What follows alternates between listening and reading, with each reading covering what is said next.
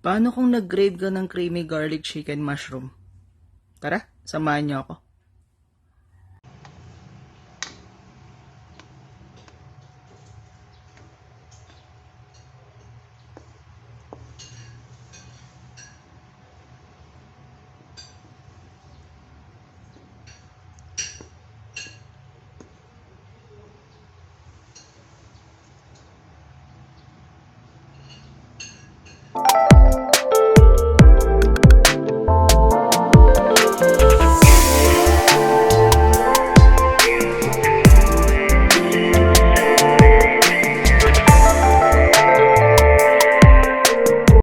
Tara guys, simulan na natin. Magprito tayo ng manok.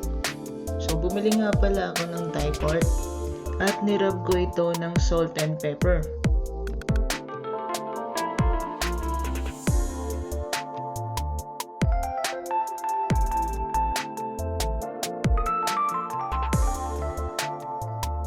Siguraduhin lang na maluto ito hanggang sa wala ka nang nakikitang dugo.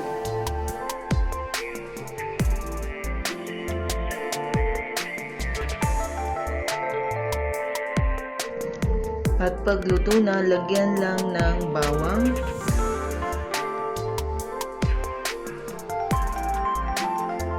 at ng butter.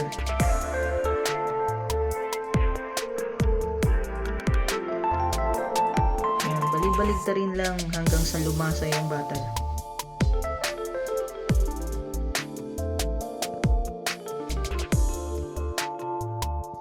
Lutuin lang natin ng maigi sa butter para lumasa.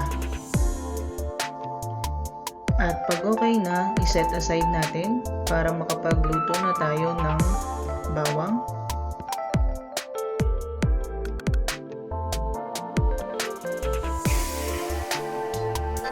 at ng mushroom.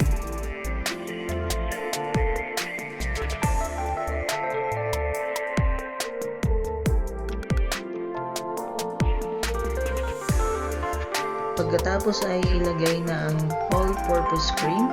Bahala na kayo, kahit anong tatak, okay lang.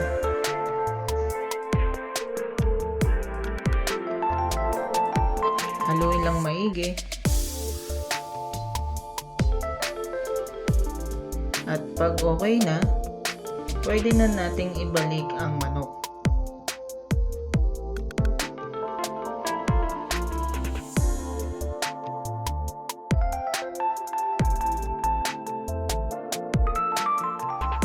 At para bumalanse ang lasa at mawala ang lansa ng manok natin, gamitan natin ng lemon, pero wala kaming lemon. At meron naman akong nakitang dalandan sa lamesa, kaya yun na lang ang ginamit ko. Muli ay bali-balik na rin. At haluin maigi upang lumasa.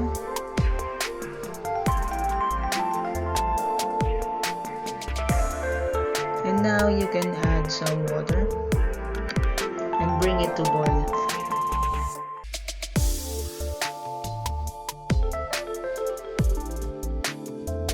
Halu-haluin lamang hanggang sa maging thick na yung texture niya.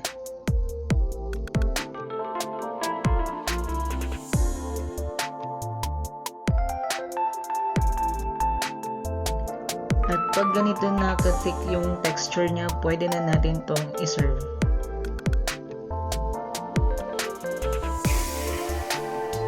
Tara, kain na tayo.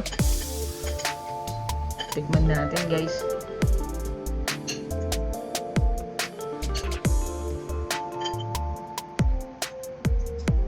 Ano ba yung lasa nito? Ako lang siguro yung nagluluto na hindi tinitikman yung niluluto. Oops, malaking subo na naman. Isa pa. Sarap. Siyempre, would go. Okay dyan, try nyo na rin to. Nasa muli, paalam.